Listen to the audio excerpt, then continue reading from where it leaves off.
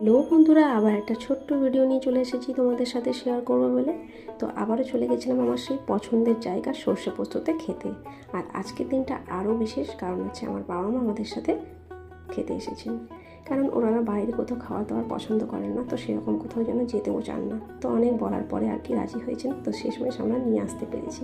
তো আজকে চলে এসেছি আমার বড়দি, আমি আর আমাদের বাচ্চারা, আর আমার ব্যাঙ্গালোর থেকে একজন মাসি এসেছেন, উনি।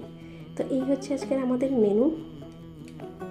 তো তোমাদের সাথে ছোট্ট ছোট্ট সব কিছুই যেহেতু আমার শেয়ার করি, তো আজকের এই খুশির মুহূর্তটাও তোমাদের সাথে শেয়ার করলাম।